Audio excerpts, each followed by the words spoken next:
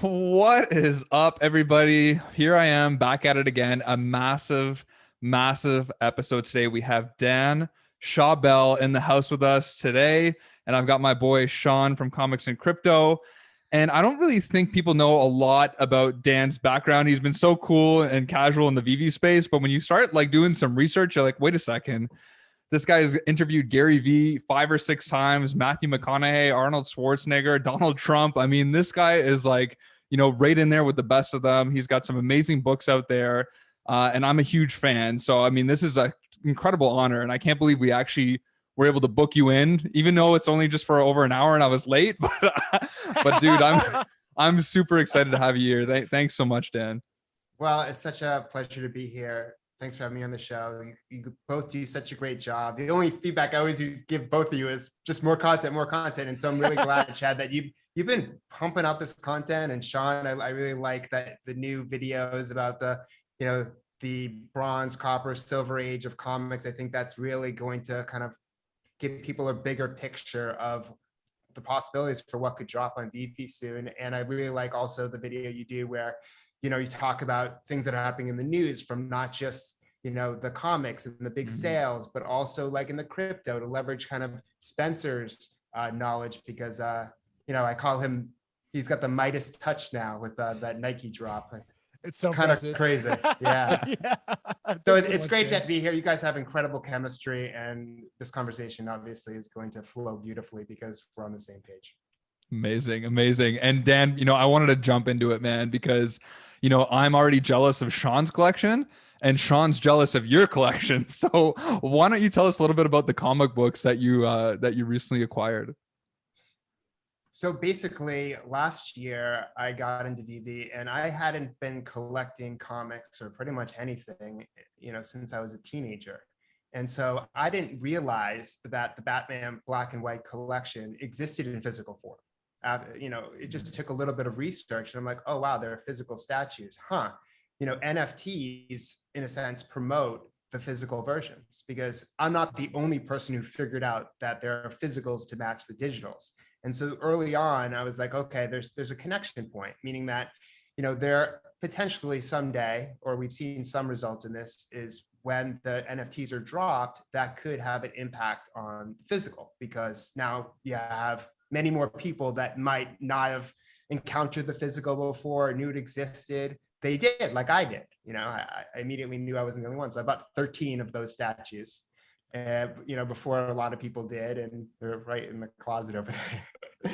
and then as it got deeper, I think that was at a low cost for those physical statues. That kind of was an entry point for me to start collecting comics. And so, yeah, it's pretty much, I was like, Sean, just tell me what are the top comics. And I just bought them all within about 1 to 2 months, pretty much. Because I think what the difference between the teenager version of me and now is, I used to like really read the comics when I was a teenager. The comic that I really love in the series was Nightfall. I really love that series. That's when Bane let out all the villains, and each comic was like him encountering like Poison Ivy or Killer Croc, and then they weakened him, and then Bane broke his back, and then it was just incredible. I love the Dark Knight series. Christopher Nolan, and the last one had Bane breaking his back, and it was just like this cool childhood moment. And then actually my first comic, as a return collector because of Veve kind of sparked it again, was Vengeance of Bane #1, which is Bane's first appearance. So It kind of comes full circle.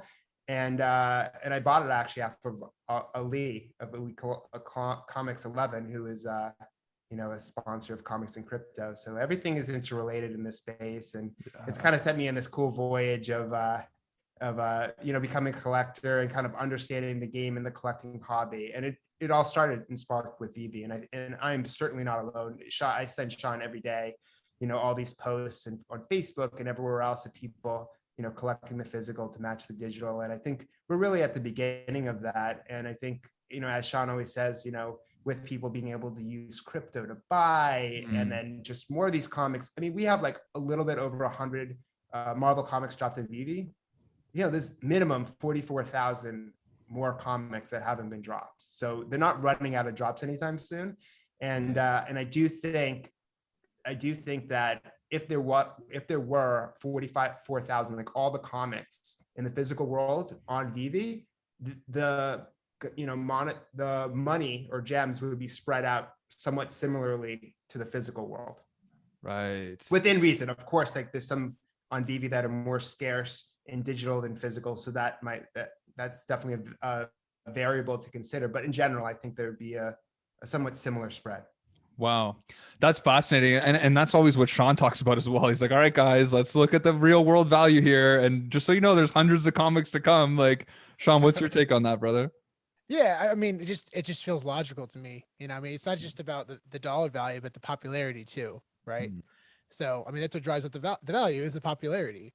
You look at like Hulk 181, which is the first appearance of Wolverine. I mean, there's a lot of those books. There's a lot, but it's still going to pass $100,000. This is 9.8 in the very near future. I mean, the most recent sale was around $90,000. That was a $40,000 book like a year and a half, 2 years ago. Like, it's crazy, guys. It's crazy, but yeah, well, it's not even in the MCU yet. He's not even the MCU yet. Yeah, right. And what's really exciting too, I mean, I do think we're going to see surprises. I think a lot of these NFTs could do better than the physical counterparts. I mean, a lot of them already actually are technically, but I think also people are valuing those more based on scarcity or just the amount of comics that were actually on the app at the time. And now we're starting to see more a week. I mean, I think there'll probably be a point where we're probably seeing like 5 drops a week. I think it's very possible. We're going to see a lot of drops, a lot of comics on Veve. So that's when we talked about at the very beginning, guys. What is going to stand the test of time? What is going to be the most valuable? And I think it really is connected to the physical counterparts. Right. Well, and I think part of this, especially for like Marvel Comics 1, the NFT could be your only chance, or will probably be your only chance of ever having it.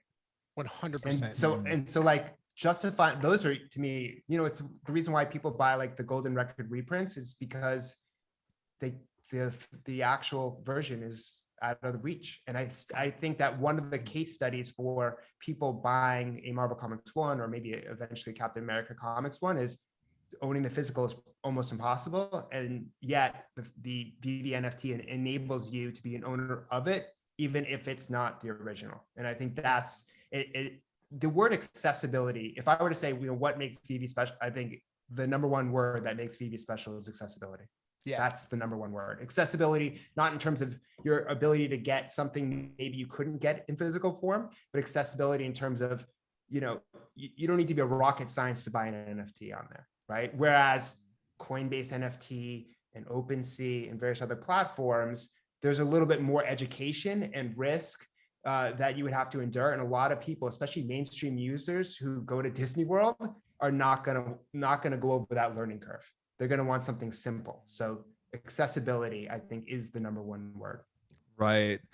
That's brilliant, because I think you both talked about that recently, is like, okay, why are people hyping over, interoperability so much when Vive's already incredibly successful? And I think, Dan, you alluded to that point, saying that it could already be overrated. Not to say that it won't be an important component, but, I think people are like looking for this magic fairy dust to come with interoperability. And the thing is, everyone can use Veve right now. Everyone can get on it. So, I think that speaks volumes, right, to what you're saying. Yeah, I think it's more for credibility. I think that's how people view it. Just like MTL, it's just another stamp that people are looking for to say, okay, this is legit. I feel more comfortable now. But if you take your NFTs off of Veve, you won't be able to have utility. You won't be able to see them in the same way in AR. So that's kind of like the penalty for taking it off Veve. And so the incentive will be to have it stay on Veve. And Vive's job and how they're thinking about it is to continue to add and add and add into the Veve ecosystem, and eventually a larger economy as this, metaverse land and whatnot, to get people to stay on the platform, because that's where they can make a lot of money and be successful as a business and add value to the end consumer. And so you will see all these incentives, MCP, OUP, like they're just going to compound. And a lot of people, not everyone, because, there could be opportunities off platform, but, my gut says centralization is underrated, because if you bring it off the platform, what if something's hacked? I mean, we hear about all sorts of things, that go wrong on OpenSea and other platforms, but on Veve, at least you can, email the team and say, we have an issue, and you have a higher likelihood of getting your collectible back. Right. I also think that those great points, Dan. And to add to that, I think people are a bit concerned right now about true ownership. right? So interoperability seems really important. But once all the things that you mentioned come into play, I don't think it's really going to matter as much. Yeah, it's going to be really exciting to see it play out. Right. It's interesting that you guys say that, because the other big thing too from here is that a lot of people are leaving thinking that a lot of these things that Vivi is saying aren't going to come to fruition. And there's been a lot of, surprise and delight over these timelines. And so, what does that have to do with the whole equation? Because some people are saying, well, they've only been here for 3 months, 4 months. They're like, hey, maybe MTL is never coming, And so we've been here obviously for the long run. We've seen them, deliver. But are you guys worried about these timelines? Or are you thinking like, everything's going to come and do its course? What are your thoughts on that? Yeah, I think this is my biggest criticism of Veve. And I think it's tough because I wasn't there in the early days when it was, a smaller knit community, and they just, David likes trolling the community. They like engaging, even though sometimes it's, the same questions over and over again in AMAs and whatnot. But I do think we're at a point where, maybe less communication, fewer AMAs, fewer YouTube updates could be beneficial, because once you start, holding AMAs and putting all this communication that, hey, Q2, Q3, Q4, that's what messes with people, I think. And so failure to manage expectations can hurt you, at least in the short term. And so less is more, and surprise and delight, I think, could be really effective as a strategy, because with surprise and delight, you're not setting any expectations. You're just, hey, we're going to keep dropping, and you're not going to know when it's going to come. But when it's there, once, we get past, beta users, you're going to wake up one day, there's going to be a tweet. Now you have MTL, now you have OEP. And I do think, especially for this community, surprise and delight could really work, rather than, back and forth communication and, oh, I'm going to get this next dopamine hit video, or sit in an AMA for 2 hours, and have my girlfriend yell at me, hey, we got to make dinner. And then it's still the same thing. So I think, in order to eliminate soon in a lot of these things that probably drive people crazy, surprise and delight is preferred. Right. Yeah, definitely. And they want people to have the opportunity to cash out. I mean, they know it's limiting their audience, and they want people to pay with crypto. I mean, I can imagine them why they wouldn't want. Yeah, it burns Omi, and also you have probably gonna have a lot higher sales. But yeah, most importantly for me, I'm excited to see localization. I want to see the opportunity where people around the world can use this app seamlessly. Like, that's where we're going to see potentially really big IP come in too. I don't want to, I don't want to say what, but Yeah. but yeah, I mean, it's just logical. I mean, you have an opportunity to, especially in China and Japan, for example. I mean, right now it's hard. Majority of people in Japan don't speak English at all. Little in read English. So yeah, it's really important. Man, it's so, I love, first of all, I love talking to you guys. We got to do this more often, because like, I think we're all so bullish on this space, right? And Dan, you actually was talking about one of your studies, and you talked about that 36% of survey respondents would actually want to receive part of their paycheck in crypto, or all of their paycheck in crypto, while 42% would be happy to see employer add an NFT as a reward for good performance, and all these different things. And we keep talking about this stuff, that like the future is crypto, the future is NFTs. These things that are hitting first to the blockchain are a significant deal. So like, what does that say about the future of not only Veve, but crypto and NFTs in general, and where we're all going to be going? And then how could you not see the significance of what we currently have, right? Yeah, so this was our 61st study. So Jeez. led 61 studies in 10 years. And this one was very cool because we work with SoFi. We interviewed, employers and employees to really get the full picture around, different topics like financial wellness. But one of the things that we decided to focus on, where we got them a very compelling result, was crypto and NFTs and, payments and different incentives that work. Now, if you think about younger generations, they're not like thinking about, getting a gold watch when they're, 60 and retired anymore. It's more about, things that are fun, things that, lend to a more positive experience. So, less about actually even physical goods and more about experiences. And the thing with NFTs is they lend to experiences.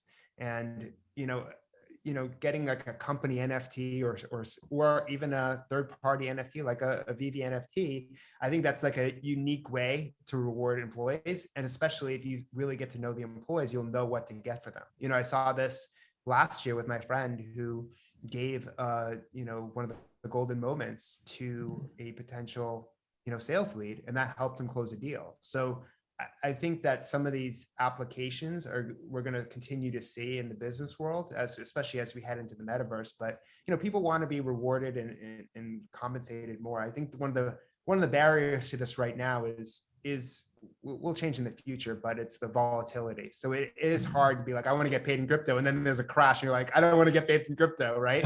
So I think I do think in the future, if things pan out like we all hope, there'll be a little bit more stability, and then you'll have a higher percentage as a result. But you're especially seeing this with Gen Z and millennials that want all these unique experiences at work, outside of work, just in life in general. And I think that one of the things, so if I were to, and I mentioned this to Sean a while ago, Anna Cavell, is I think that what Veve represents is more than just collecting and all this stuff. It's really hope.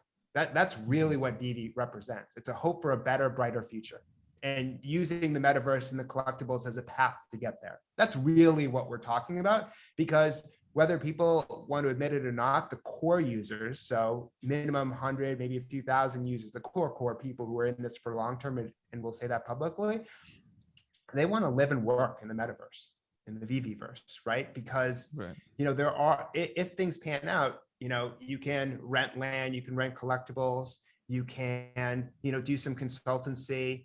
You can design, land and property in the metaverse. You can get paid as a sponsor for advertising brands in the metaverse. So there are potential ways to live and work in the metaverse. And I think that when people are thinking about collecting in the future, that's part of the equation. And therefore, I think that Veve is not just a collecting app, but it's viewed as hope for people who are deep in the project. Wow.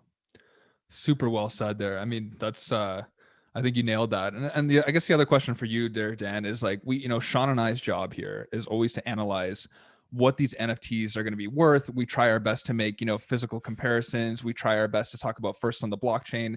We try our best to just understand, because we're pioneering the space. We're making articulate and, conclusions, but we don't know for sure. And one of the biggest things that you said that like actually took me for a loop, which I'm still kind of upset about, but I'm factoring it into the equation now, is pretty much what Google says. When you're looking up first Marvel NFT and Spider-Man shows up, despite what first on the blockchain is, despite what other things say or what other people say, that's popularity. That's what the 99% of people are going to see. So maybe we can kind of like, talk a little bit more about that and just elaborate on, why that's such an important factor as well, in addition to the other stuff. Yeah, and actually, if you Google, Disney's first NFTs, the golden moments come up, right? And so I compare that, and Sean and I had a discussion with it and kind of riled up people. But the truth is as simple as it sounds, and people, oh, it's just Google. That there is a credibility, especially if you do Marvel's first NFT, because Marvel.com states it. So like, anything that really nails that, blockchain's so new. So at least in the interim, we don't know, what's going to happen first on the blockchain or FA, or if all that matters is going to be Veve, and that FA is what people are going to care about. To be honest, I'm not really sure. We'll see how that pans out. Yeah. But I do think when you have the official source, Marvel.com, stating something, they're not taking that website down, right? And I think that if I were to go to maybe an auction house and say, this is what I have, they're probably going to do a Google search to verify on maybe Marvel.com or talking to a Marvel representative that that's the first. Whereas sadly, the truth is, Palm said that, Todd was the first NFT, even though we know that's not true. There's so much media around that if you search for, first Batman NFT, you get that first, instead of the narrative that I believe that Veve should have told a year ago, saying that Todd was the first two media outlets to get the press to be able to get that mind share and validation. That's just an opinion as someone I come from marketing and promotion, background and research background, et cetera. And again, I have a Todd, I'm investing in all of these different ones. So it is what it is. I'm just saying that whether it is the consideration or not, it is definitely a consideration. Right. And I feel like it makes so much more sense because it's like if I'm investing major money, I want to be standing on a solid foundation that I could have verifiable sources. I don't want somebody to say, well, don't worry, GoChain data will be embedded one day into the metadata on IMX. I'm going to be like, what does that mean? What does it look like? All that stuff. Right. And so that is an interesting perspective. Right. And then another thing, that I know Sean's been talking about a lot as well recently is utility, like the added component of utility. Now, I keep saying utility is temporary. Utility can be great for 3 to 4 years, and that's why I keep talking about the blockchain argument. But I think that maybe I'm missing something. I don't even think I can fathom the type of utility that we could see. So how could that change or affect, I guess, an NFT price? Big time. I mean, it obviously depends what the utility is. What's very cool that we've been seeing is that people in the Veve community have established their own utility for different NFTs. Right. So really what's going to be interesting is that type of utility, especially the stuff we see in the Veveverse with the Veve community users, combined with whatever utility that the brands decide to give it. But here's what's really interesting is the Veve logo drop. That type of utility Veve's in control of. And to me, that is very compelling because they don't have to check with, Disney or, Time Warner or Warner Brothers or whomever to see if they want to give utility to an NFT. They can just do it. So I think, I was talking about the logo for months. I think I was talking about with Randy and Cavell before they did it. And I like it for three big reasons. One is they can give it utility, so they have more control. Two, yes, it does. They're changing, they're doing the new drop system. So it's a good test rather than risk it for a brand. Right. And then three, I think that, it's incredibly good for the business from a profit perspective because, they'll hopefully have the desktop app. They won't have to pay the Apple fee. They won't have to pay, the licensor fee. So it's mostly straight profit, right? Of course, it's like fixed costs, but for the most part, it's straight profit. And so if they can do more IP, like when you go into CVS or Costco or, your local supermarket, there's the store brand. So picture Veve as the store brand, and they want those outfits want to sell the store brand because it's straight profit. They don't have to, split revenue. And then there's the IP. There's this, at CVS, you have this CVS brand, and then of painkillers, then there's Advil and Tylenol, right? So think of Veve as the store brand in that way. And the store brand has great value as well. And so I think that's how I'm looking at the market. And if they continue to drop their own IP, I think it'll build their own brand. It'll be good profit-wise, so they'll be able to hire more people and scale and grow. And I just think, it's fun, especially for, the hardcore users to get this logo before, more people enter. Yeah, definitely. And I was at Revolution Comic Con this weekend, and it's over in LA. It's a really cool Comic Con event, and I talked to a couple outlets about Veve, of their stores. Yeah. Cheers, Sean. Surprisingly, very, very positive. And they actually own collectibles, and a few of them were incredibly bullish on Veve.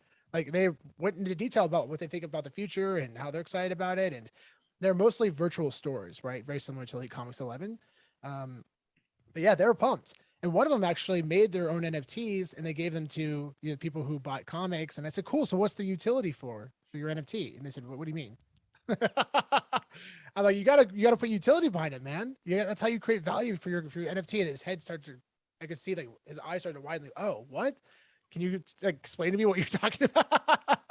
I said, yeah, I mean, like you could do certain giveaways for NFT holders. You could have you could have events for all like an exclusive club where people can come together and like talk about comics. You could do, I mean, there's a lot of things you could do with, especially for the business that he had. But yeah, I mean, it was really good conversation, and it was exciting to see people getting really excited about the space. And it's very experimental, right? So yeah. Right now, if you go see the next Jurassic Park movie, you get an NFT with a code. And with the James Bond ticket, you get to invite a certain amount of your friends, 10 people or something like that. And I think this is kind of on the basic standpoint. And because it's a test, they're trying to figure out what's going to work, what people enjoy, how many people do it. And same with the drop, especially the first many months before I was even part of the Veve ecosystem and as a user, it was, okay, how many, with this specific, comic or statue, how many mints, based on popularity and number of rarity. And they're trying to experiment. Like, honestly, I thought the Star Wars drop, the Star Wars 1 comic, I didn't think it was going to do well. Like, I didn't even go for the drop. And I was very wrong on that one because the cost was really high and the mint number was high and it's a bear market. So my assessment is, I don't know about this one. But, I think that this emphasized that they're starting to get the numbers right in terms of the popularity versus rarity, number of mints. So yeah, I think it's interesting. I think I would never bet against Star Wars, and that's that day I picked up the physical comic to make myself feel better. Nice. That was a great move.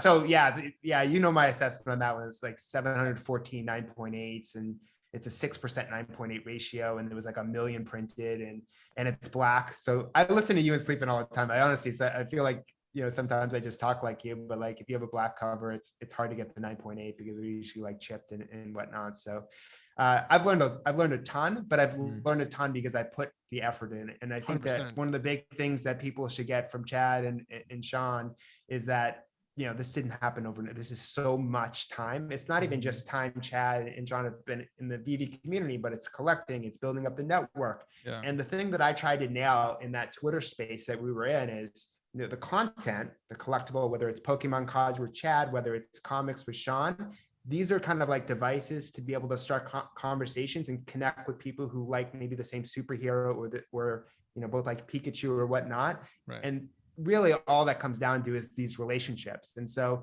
you guys have been very, very good at leveraging the content to build the discussion, to formulate the relationships, to grow as a person and professionally. Wow. Thanks, Dan. That means a lot coming from you, man. Like I said, I'm always starstruck. I'm like, why is Dan's hanging out with me right now in this space? Like, but one cool thing that we talked about in that, and I think we all kind of alluded to it, but it kind of hit me like a ton of bricks, right? I was like, okay, wait a second. When I walk into a physical store, I look at the statues, I see the artistry, I see the aesthetics, but I don't know what came first. I don't know the timelines. I don't know what's historic. I don't know what's popular, etc. Right? But on Veve, not only because the community is so strong, but because everything is in your face, what's the first appearance, and people know what that means and all this stuff.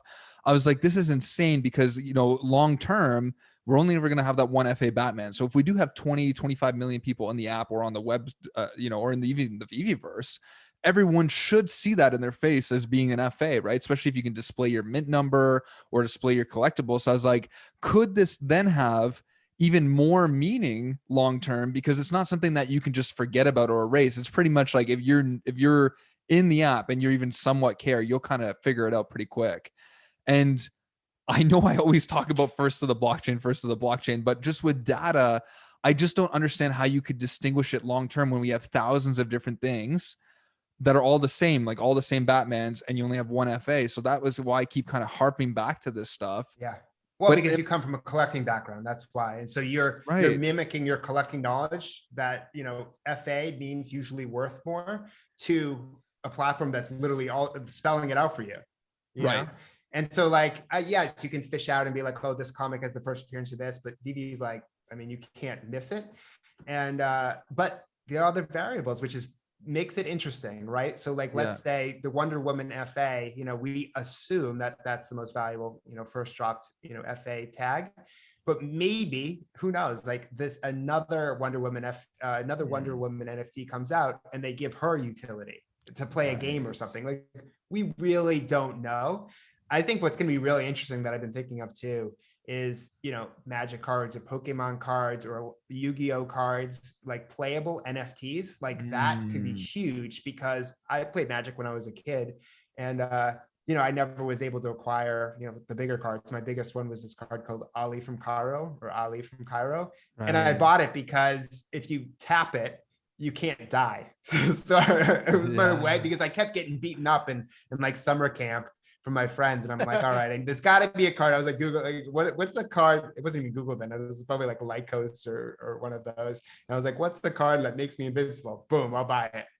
Wow. So no, I think those cards are gonna be great because you're not only collecting and you have ownership, but you can play a game just like in the physical world, except the cards don't get damaged and maybe there's mid numbers behind it. So it's basically like taking this idea of popular card games and mixing that with like a platform that has the utility, sort of like the HRO, but with playable cards. I think could also be really interesting. And if Veve has that, I think that would be very, very cool, especially if you can play card games in the metaverse too, to create more of that type of environment. It's almost mimicking the real world, but virtually would be really fun. So I think gaming is just big time. So Wow. I'm very into it. And I think Cavell got me even more into it. Obviously we love gaming growing up. Sean always sends me like this video game sold for like $200,000. I see that now. He's a game collector now. Yeah, I just think nostalgia is big for all the stuff we loved as a child. For me, I still have my Ninja Turtles like VHS tapes somewhere buried. My parents have like records, and it's cool. It's like all this stuff that we didn't even think of growing up. Like, could you imagine like not playing those video games and just holding them? Like, to me, that the reason why they're worth a lot is because you're a kid, you're playing those games. GoldenEye on Nintendo 64. I'm playing that game. Like, I'm not gonna look. I'm gonna like teleport in the future and be like, oh, I could have made 200,000. Like, I'm playing that. That's a part of my childhood. So it's but if you were to go back in time with your knowledge now, is you would buy one to play and one or more to save. Right. Yeah. But if everyone did that, it still wouldn't be worth as much. So it's one to very play, 10 to save. Yeah. But if you save 10 and other people did that too, it wouldn't be worth as much. Right. So it's just collecting is very interesting, and you can really go deep into this and kind of figure out, again, I have no idea how things are going to play out, but I think what both of you kind of deliver to your audience is there are certain principles from a collecting, aspect that can be used when you're thinking about NFTs in the future and kind of sizing that up. Until you just threw that curveball, which hit me like a ton of bricks, when you're like, they could just continue to make iterations and do different things and add it to games. And then I'm like, wait a second, that's why centralization is so important, because you can be part of that upgrade. If you get the first Wonder Woman, but the other companies come out and they're in some video game and they're one of ones and they're shining and they're doing all these crazy things, now as a holder within that app or that community, you can go along for this iterative journey. But if you're just the guy on a cold wallet, after a while, people are like, I don't give a shit if that's the first on the blockchain. Like, I want to be part of this experience. So again, like, there's so much unknown that even though these principles are applying now, like, as things continue to shift and develop, we might have to shift with those tectonic plates, right? Absolutely. And you have my strategy. I have evolved over time. Things that worked last year, maybe not as much this year. Like, how I think about it is things are just so different. I'm really excited about one of ones, to be honest. And you could say, like, if you have, the first mint Spider-Man secret rare, that's a one of one. Right. But I'm talking about like the one of one Mona Lisa NFT, the one of one Banksy artwork. Like, that is going to be so crazy, because like Sean always points out and posts, it's, all you need is Strange Tales 110 in highest grade to sell for a lot of money. That gets a media headline, and then boom, right? And so I think the same thing. We haven't had a massive sale on Veve to carry the market. And I think that David and Dan are probably also thinking, not only do they love art, and obviously they would love to have like museum pieces as NFTs, of course, but I do think that there is this news element. Again, that's why communication is so important, because if you have a big sale and it gets this headline, when AF15 in 9.6 grades sold and it was like 3.6 million and got all those headlines, a ton of press for some of the big sales. Veve get one big sale, boom. Like, I just feel like that would be such a big marker on the company. That's why one of ones, I think, are actually underrated. And that's, I'm so glad you brought this up. And that's exactly why we made a video on that one of one Mickey Mantle rookie card, because that is truly a grail. It's a grail of all cards, like not even just Pokemon cards, it's cards in general. It's considered the grail. And there's a great video recently made by Ken Golden, and they're selling a Mickey Mantle rookie card. It was like a 6th or 7th grade, but it was owned by Mickey Mantle. So there's a lot of value for that. And it says it on there. It says like previously or originally owned by Mickey Mantle. Or he said that in that video, there's only 3 10.0 grades of that card. He's offered $28 million to the owner, and the owner declined. But that shows the money, that's kind of money that's in this space. And that was declined. Because if he said yes, it would have made headlines, it would have turned a lot of heads, it probably would have changed a lot. But we're we're sitting back waiting for a big sale. And it's as to why these NFTs are going to be so fascinating, because I think they could balance. Well, it out. I also think, Sean, I think that there are celebrities, like maybe at least one known celebrity that has a Veve NFT, but is not willing to go public yet because they're looking for air cover from another celebrity, or like once the NFT space is propped up more, or a list celebrity promotes that they have a Spider-Man or whatever, like then I think the dominoes fall and everyone comes out of hiding. Like you have all the groundhogs coming up being like, wait, what about me? I want to be attached to that celebrity. Because as you see with like Bored Apes is, if you have a Bored Ape, you have like a link to that person, and the network in terms of life is the most valuable thing. Like again, content, you need content for that community because it's something to talk about and connect with.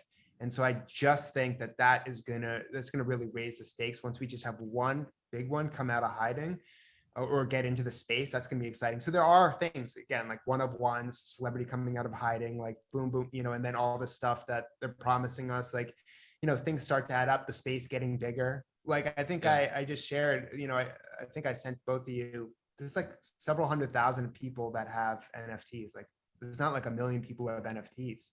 And because of that, it's really small. And what will happen, I think, it's not just Veve's accessibility, which is key, but it's once people start being like, oh, in order to go to this, I'm in Boston, Red Sox game, I need an NFT ticket.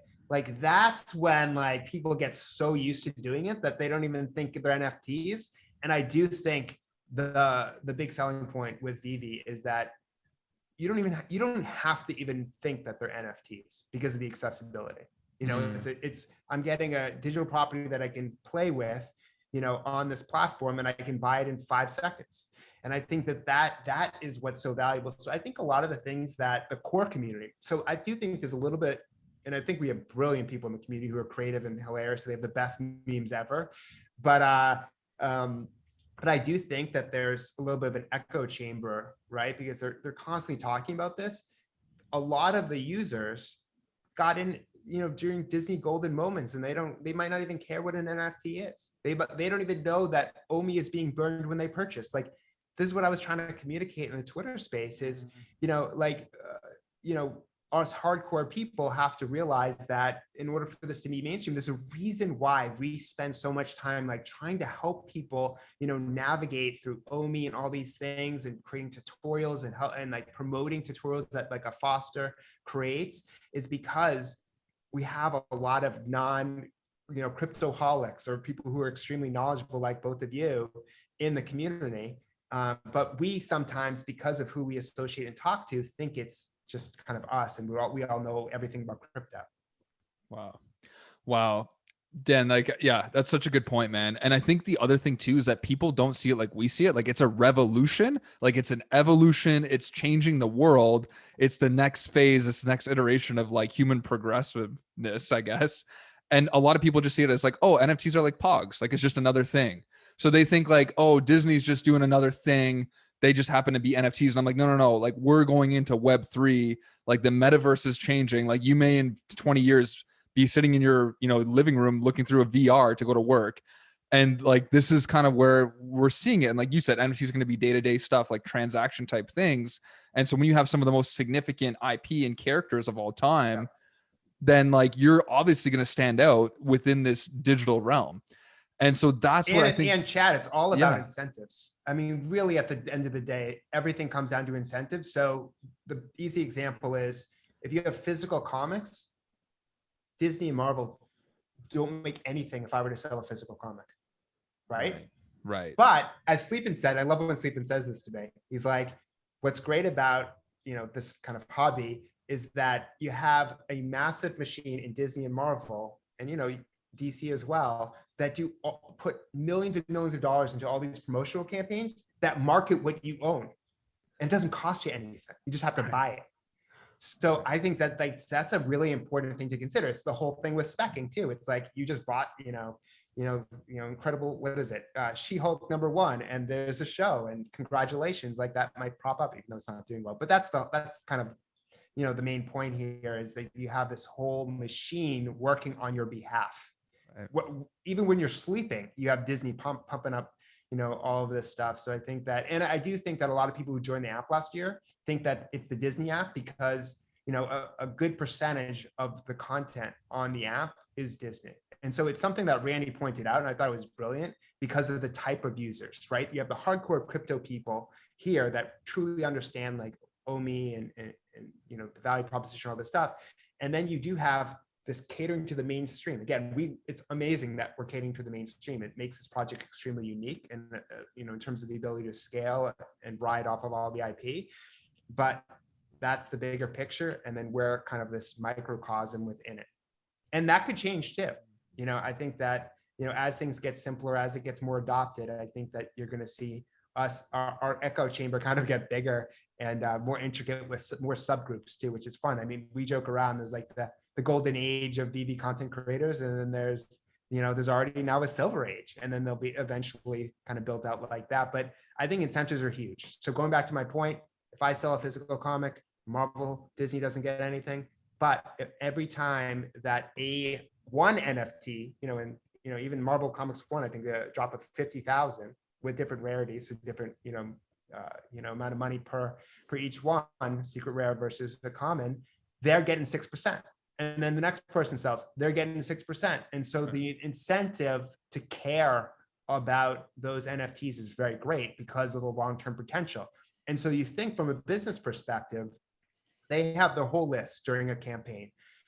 We have the new Doctor Strange 2, Multiverse of Madness coming out. Okay, well, we need to do ads online. We had to do billboards. We need to sell action figures. We need to, have, Stephen Strange in video games, whatever, all these different things. And part of Disney World, maybe we have the Doctor Strange ride.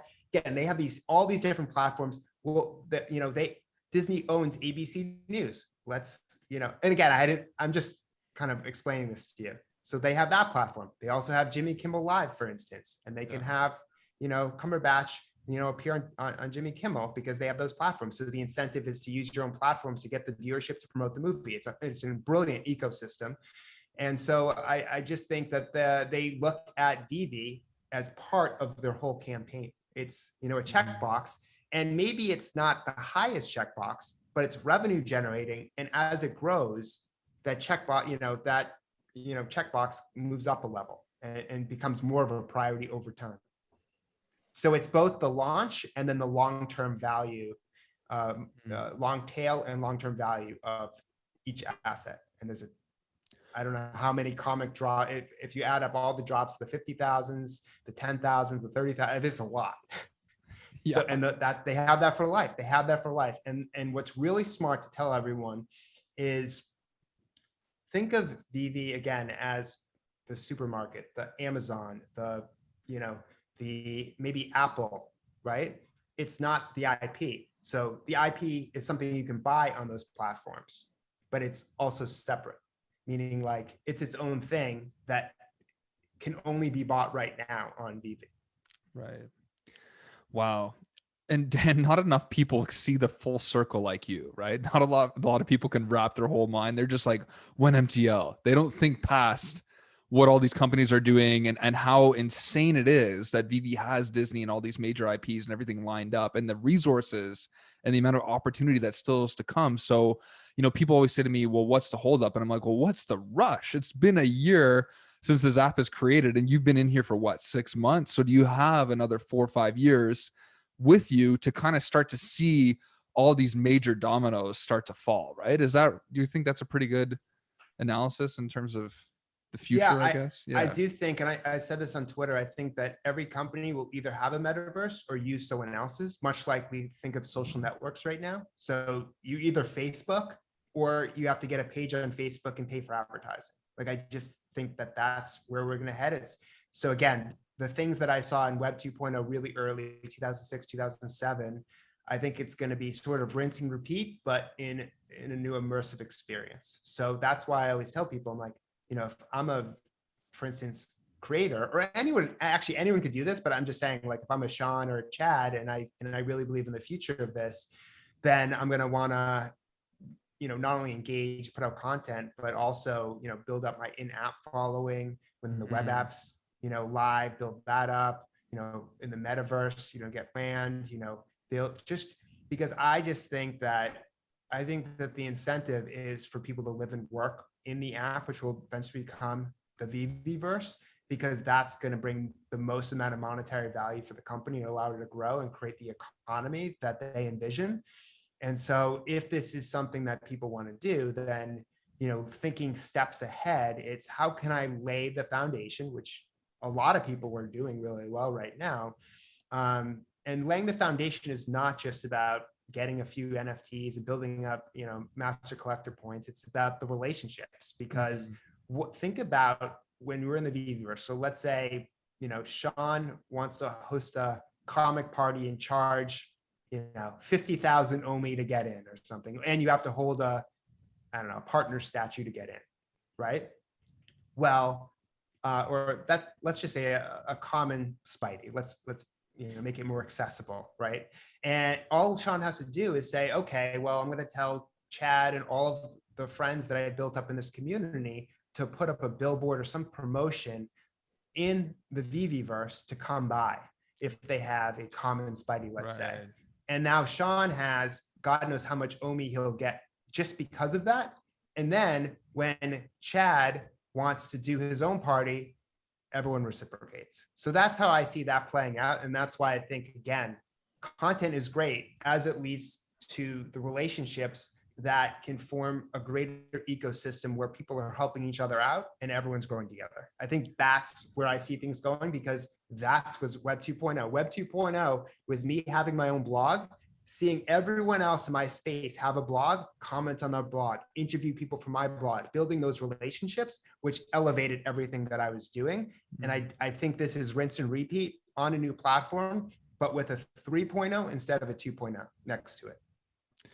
Wow, the power of relationships. And I think Dan speaks volumes about that. And Sean, I mean, you're amazing at relationship building, and like that's one of the major things I'd say is I could definitely see Sean, and Dan's actually talked about this as, like, one of the top guys in this space. And I don't know if you know this, Dan, but I actually sold Sean a secret rare Spider-Man before he even started his channel. And Wendy was like, yeah, do you know who this is? I'm like, I have no idea who this is. She's like, this is Sean, like comic guru, whatever. And like, obviously now Sean's following is, extraordinary. And, everything he does is so professional. So, I mean, I think it's a perfect example of just kind of seeing this space grow and the kind of power that you'll have. And it's like, this is the thing that is so exciting for me, is like, I love my job, don't get me wrong, but I'm like, if I had an opportunity to do this full time, like I would quit in a heartbeat. Right. And I think I think, you guys both do your own thing already, but I mean, a lot of people are like in my shoes that are hoping and praying for something like that to happen. And this is the opportunity now. And if you're one of the front runners that can get just even slightly ahead of the curve, get some land, get the right NFTs, start building the right relationships, then man, what a exciting time to be alive. Right. Yeah. Sean is, I mean, I tell Sean this all the time, and he knows I'm being honest. I think he could easily be omnipresent in the comic book market, and even, if he invests decades, just be omnipresent in all of collectibles, especially as it relates to NFTs. I mean, there's no question. It's just effort and choice. That's it, because he's got everything. He's got everything. And Sleeping was telling me today, it's like, anytime anyone this is branding, the best part of branding. Anytime anyone thinks about comic NFTs, they think of Sean and Sleeping first. Top of mind. Randy, when everyone has a question about comics, they think of him first. Just like if someone was like, tell me about Pokemon cards, I'm going to go to, Chad and Randy and people and Mark, maybe, like people who really know this. And I think being the top of mind brand historically has always worked really well. That's how you're going to get the attention. That's how you're going to build. And that was really smart. And I do think that you can, once you have that niche, then you can start to grow and grow and grow. And it's exactly what I did.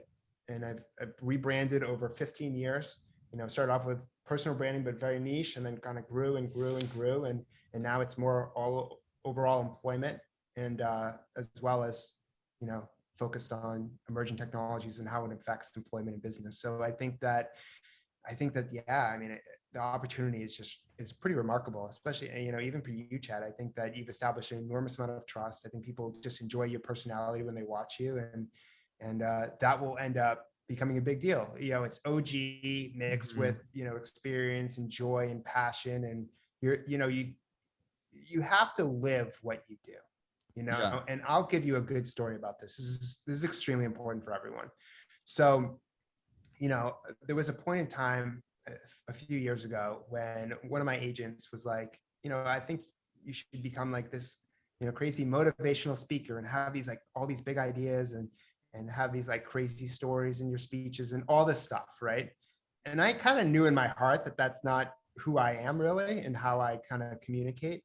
And so I was doing it, and because they want to do that, and, you know, maybe it's more money or whatnot. And I got horrible reviews, and it was like heartbreaking to get bad reviews, because I've been speaking since I was 22 years old, and I'm 38 now. And then I was like, screw it. I just want to be me. And then bam, and it's like home run derby now. And I think that that is so important. You got to double down and triple down on yourself and know who you are, because once you start to veer from that and you try and be someone that other people want you to be for monetary reasons or because they have some vision of you, it leads to bad things. So that's just such an important lesson, is you just gotta, you know, be more of you and less of other people. Brilliant. Man, that's such good advice, Dan. And I think that's like why, you know, some people get so jealous when they see other people growing faster, or they see somebody else have all this success. And the thing is like, one thing I've noticed is this has always just been a passion project for me. And the byproduct was success, I guess, in a way. And I didn't even know it was happening until I started meeting people like you and talking to, you know, Sean, and like doing interviews with Lewis Morgan. And I was like, wait a second, like, I guess I'm here. But it was like that. I was, you know, just being myself, right? And just following what I believed in. And so I think that's, you know, brilliant advice, and not to try to, you know, go past that, and not to be, and just to embrace my brand and to embrace who I am. Right. Yeah. And it's intoxicating too. It's intoxicating. Like if you're, you know, if you're you, people know. People can, especially in today's world, if you're not being you, if you're not like leaning into what you know and kind of your own personality and what you believe in, it's just not going to work. It's just another million, quadrillion YouTube channels that people will just turn to. Yeah, definitely. And it's I don't know if you know this, Dan, but I tell Chad all the time, he's the reason why I got into Veve. I mean, his FA videos back in the day. Yeah. A lot of people say that too. A lot of people. Yeah. And I still geek out over his videos as much as I do now as I did back then. Like, yeah. It's so cool because, you know, I think you guys are distant brothers too. So. Yeah. You're going to have to go to ancestry.com and figure that out. Like, there's something there. Our Father. I don't know if you saw that Netflix documentary, but yeah, like, you know, it's just crazy because like, I just want to share this with both of you, because when we first found this way back in February, right, of last year, I remember thinking to myself, like, what the heck? Like, am I just an idiot, or is this really like this crazy opportunity now that's happening? And then we started putting out these low level videos. But I think that's what I like so much about them, was because I was never about using a nice camera. I was just like, if you're into this, you're going to find out. That was kind of my thinking, right? Not like, oh, let's go to some big crypto channel and let them learn from him. I was like, more like, okay, if you're in the same niche that I am, you'll figure this out pretty quick. And it's just insane to think that like that resonated with people. Because when I started thinking about FA, and then everybody else started thinking about it. And then it was like, okay. And then there was like a movement. But what's insane is that we somewhat shaped an audience, right, Dan? Like people, like, for instance, go when they're buying a comic, they go to your list, Sean. And they're like, okay, what does this sell in the real world? What does this mean? Am I going to hold it, or am I going to sell it? Right.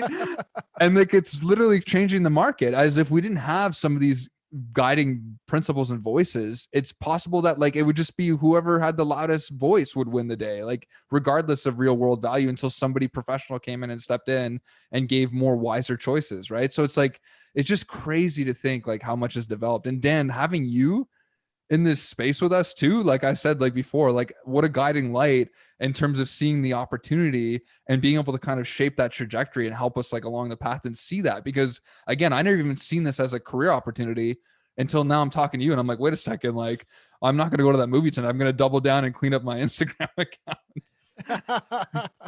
I mean, Johnny Dunn, I think he's over 4,000 in-app followers. It's crazy. I mean, the reality is eventually if he wants to, sell something or get someone to rent something, he just posts and he has that many followers.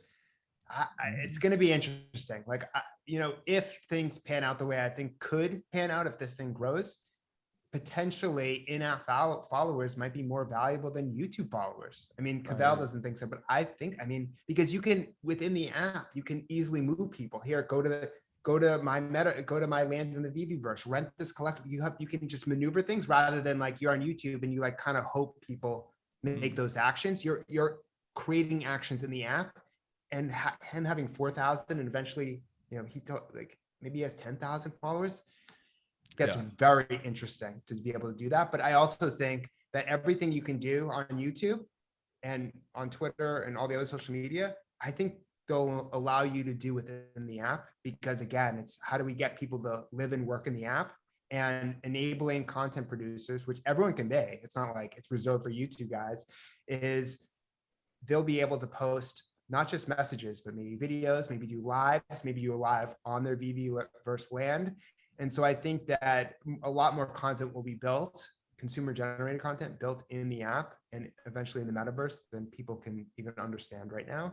And again, those who put the effort in, if this thing pans out, will reap the rewards, just like anything else. Right. You just have to have the bigger vision. It's like, okay, what are all the ways where I can potentially make money on this? And I think the renting, that's why I was so captivated when renting was part of OUP, because I was like, oh, wow. Like that really triggered me to want to hold long-term, to be honest. I think renting just blew my mind. I was like, and it's not like, I think there are other projects, Sean, that allow for renting and whatnot. But when this, since I'm in this project, when they said renting, I'm like, wait a second. That means there's definitely going to be utility, because what's going to make someone want to rent it, right? And it also means that they think eventually the floors will be so high that you're going to have to rent in order to enjoy them. Right. Because there would be if a house was $10, you're not going to rent a house. Yeah, right? exactly. Just like a collectible. If Secret Rare Spider-Man's $10, I don't need to rent it for $1. I'll just buy it for $10. You know what I'm saying? So I think that they must be predicting that some of these are just going to be untouchable, especially maybe one of ones, such that renting is the only way that people will enjoy them. And remember, this app was created by a collector for collectors and flippers, because David does some flipping too. And so I always revert back to him as like, what would David do? And it's like, what would Jesus do, right? And I think part of it is he like wants people to kind of be him, even though being him probably is like $2 quadrillion, but in their own way, to have their own vaults, just like he has in the physical world. Like this it goes back to what I say, like Marvel Comics 1, like good luck. Like unless you have a few $1 million and you're at the right place at the right time, you're willing to wait 10 years maybe to get the next one. But Veve makes that accessible. I think that David is trying to make the stuff that he's collected in his 3 warehouses around the world sort of accessible to the average person as well. Mm-hmm. So accessibility, I think, is the magic word in summary when I think about this project. Right. I mean, a good example of that, guys. I mean, I have a big sign, a Marvel sign that I bring around to all the Comic-Con shows and have people that have artists sign it, but it's not easy to bring that around. Like I can't fly with it really. And I don't feel comfortable flying with it and even driving with it. But if I had a poster that, I could bring digitally and have it signed and I could share it anywhere around the world, that's amazing. That's amazing to me. I think about that all the time. I love that sign though. It's a great sign. Right. But like, man, like you guys are right. Like, and the other thing too, that I keep thinking about is like this renting aspect. I mean, if you're talking about NFTs that are worth $50,000 or more and you want to rent it out for a day, you're looking at probably at least $50 a day. So, I mean, if you're working, like if you have 5 grail NFTs right now, right. And you're considering that, like, let's just say hypothetically 25 to $50 a day, which I think could even be conservative given what could transpire, then right away, that's almost 75 grand a year, which is already eludes most people's full-time jobs, which is like just an insane prospect to even consider. So it's like, for the people like Dr. Profit that have just gone so far in, that like, if this does work out, I mean, like, I don't even want to know what that's going to look like, right? But I do think someone like him this is fun for him. If you can do what he's done, I think this is a little bit of a game. And I think, again, I think we have a lot of colorful characters in the community. I think one of my favorite duos it's only happened once. It was last year. I believe at least Sean was on that one. I think Pags and Sleeping together are freaking hilarious. I think they're hilarious. I think like you two have amazing chemistry, and then Foster and Randy have incredible chemistry. But I this combination of Pags and Sleeping, because they're so different, and they're just interesting together. Yeah, it's fun. It's fun seeing like different personalities, and then when some people like have such opposite perspectives of how things are going to work. Like, there's some people that believe in scarcity, right? We've talked about this before, that are like so bullish on scarcity. Like, I just want the scarcest thing on the app. And, they went after whatever it was. I forget what it was, but it was the ASM 252. The secret rare had like less than 40 editions.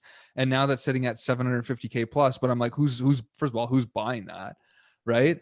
And we keep talking about how popularity, and I seen it firsthand because I chased scarcity, got screwed. And then I was like, wow, if only I went into popularity. So, but again, like, people have their reasons for that. But well, it's also an opportunity cost too, because if you spend whatever on that, you don't have the gems for Hulk 1 if it drops. You know what I mean? So there's a huge cost to buy too much into scarcity, especially if in the physical world, it's not valued as high. Right. It's not as liquid. And we all want Captain America Comics 1. Sean and I think that's, I don't know. Yeah. AF15, obviously we all want, but I feel like Sean and I are huge Captain America Comics 1 bulls, because the coverage, I mean, it's just and that's another one, much like Marvel Comics 1, where good luck owning it. So it's like that accessibility. Holy crap. Like, I'm going to be able to get that is very cool. Less than 200 graded copies. Out of control.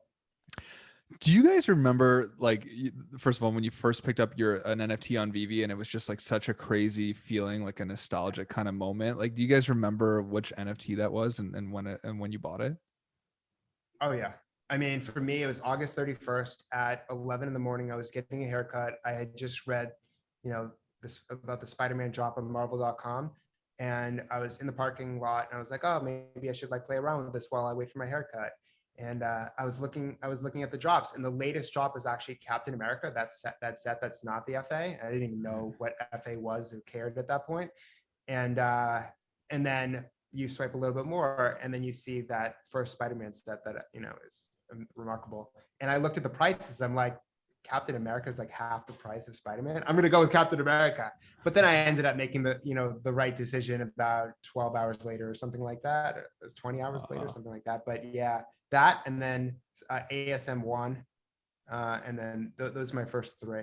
So those are three of the smartest moves I made. Were basically the early on investments were the smartest. Those are great moves, Dan. But then I knew, for some reason, I think once they started to talk about sets, I completed both of those sets. But I think the first Spider-Man set is just remarkable. Again, goes back to like, you can Google it. Like, no one's gonna mess with that one.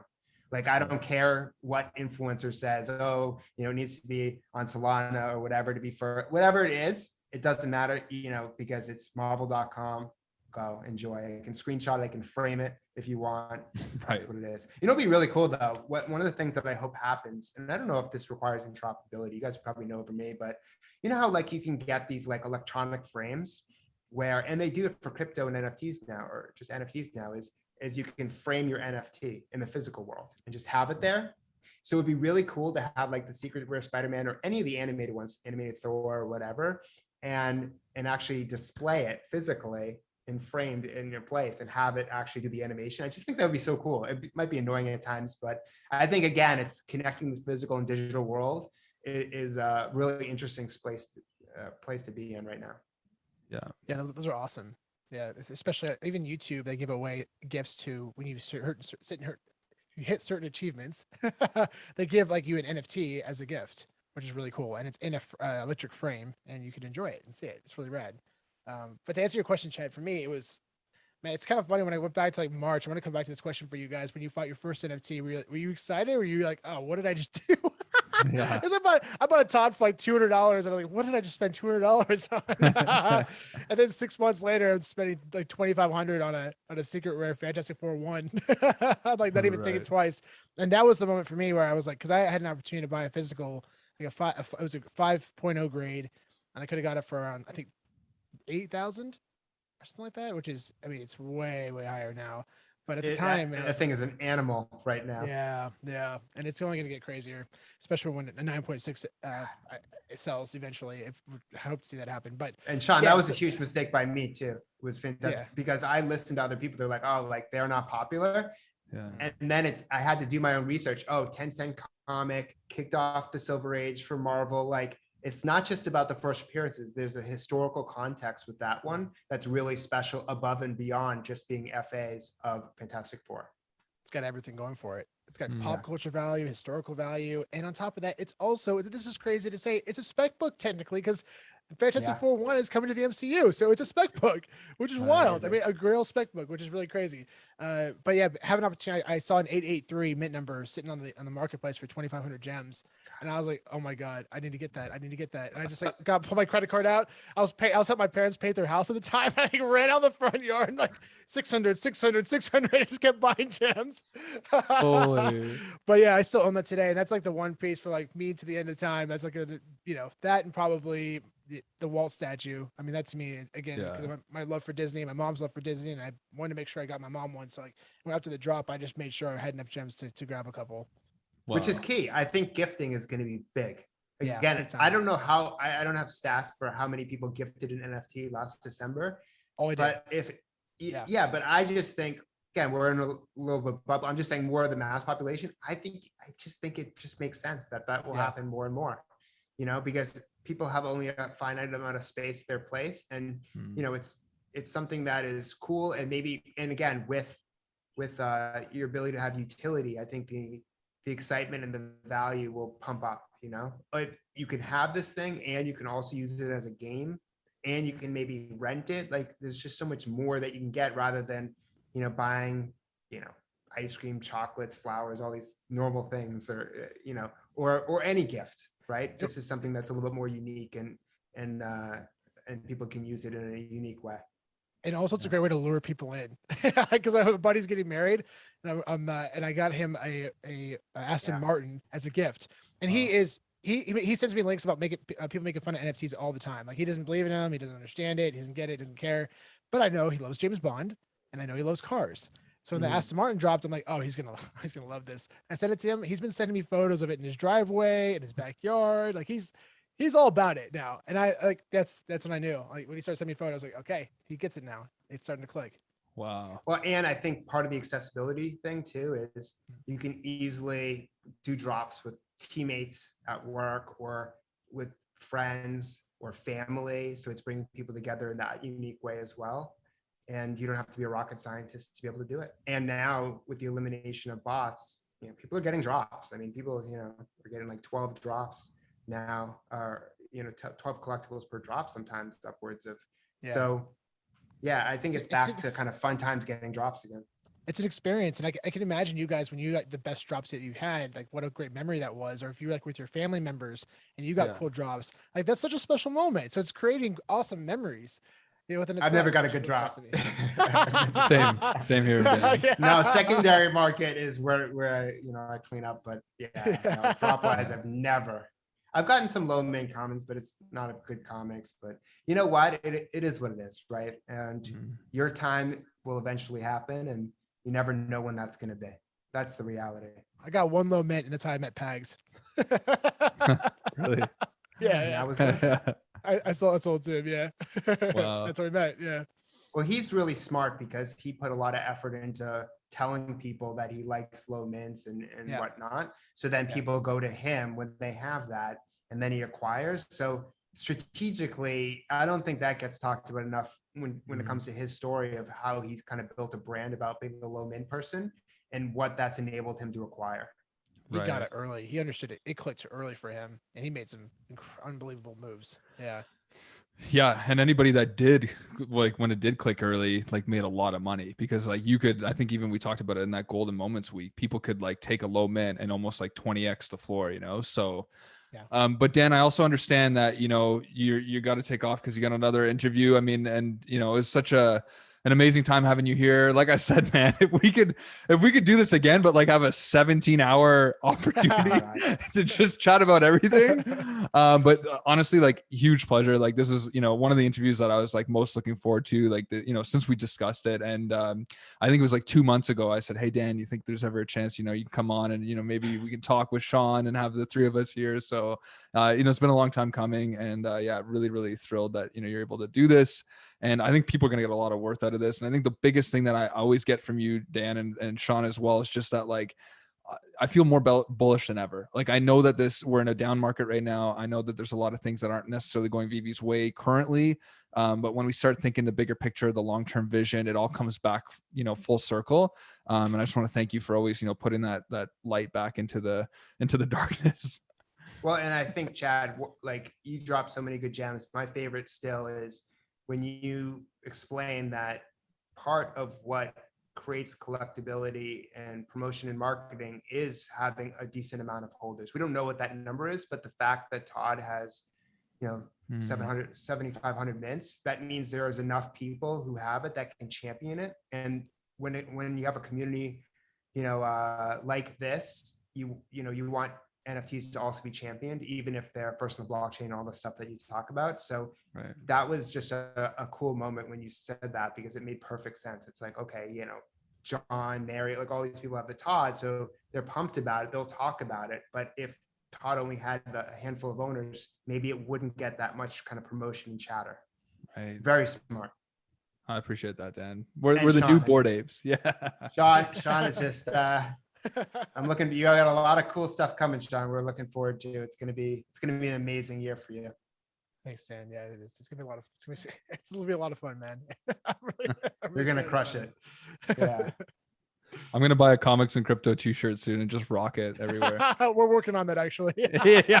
Okay. The other thing with Sean too is there's so much he's doing that I gotta keep up. Like even if it's just 25% keep up, like, you know, all right, Sean, I gotta make some NFT pirate shirts now, you know. I get them. Yeah. Please make them. Yeah. No. I think you're going to have a lot of fun doing all this. And, you know, hopefully if things go the way we all hope, I think it's going to create an enormous amount of opportunities, again, a whole economy. So I'm looking forward to seeing what happens, you know, when it happens, but, you know, hopefully, we'll all be able to continue to connect in more unique ways that will create opportunities. Right. Sounds great. Well, thanks so much, gents. I mean, it was a blast. We'll do it again soon. And Dan, good luck on your next interview, my man. Thank you. Take care, guys. Signing off. See you later. Thanks.